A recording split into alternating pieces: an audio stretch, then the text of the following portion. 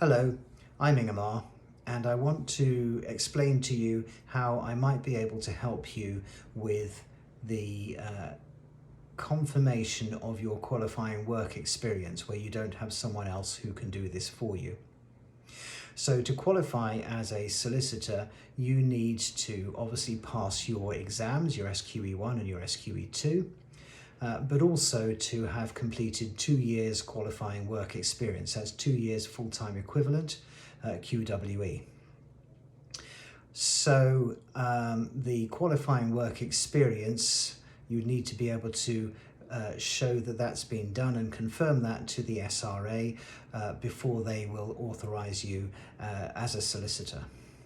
For those people who are working in England and Wales, that will be an easier prospect in most situations. It will have to be signed off or confirmed by a solicitor who is regulated by the SRA, the Solicitor Regulation Authority, and they are effectively doing this on behalf of the SRA, so it needs to be done with proper due diligence. And if you're in a law firm in England and Wales, it's most likely that you'll have someone who can do that for you.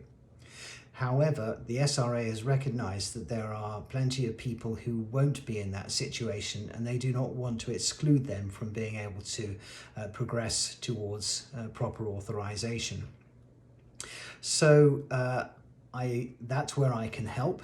I am a solicitor regulated by the SRA, and I've developed a package to help people in that situation. I'm already helping people both in England and also abroad, so for example in the Netherlands, in Israel and Taiwan, where they don't have a solicitor regulated by the SRA within their organisation who can carry out this confirming solicitor function for the QWE. So what I'd like to do now is just run through the process.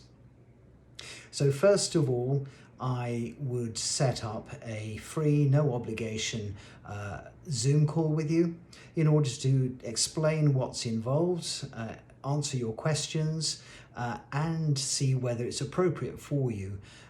It may well be that at that point you realise that there is someone in your organisation who is regulated by the SRA and who therefore can act as the confirming solicitor. That's fine, no obligation, no charge, and I'm pleased to have been able to help you.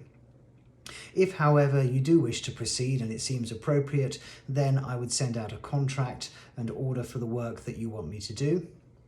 When I get that back, will also want to make sure that you've spoken with your supervisor in the organisation so they're fully aware of what's going on.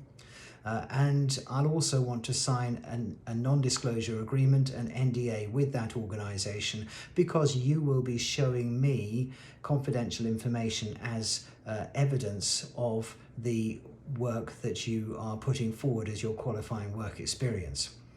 I need to see that so that I can sign off that I've seen that to the SRA, and obviously I'll be seeing confidential information there. Now, I won't want you to send it to me, I won't want it on my computer, but during the Zoom calls you will be showing it to me as evidence, and that's what I'm signing off that I've seen.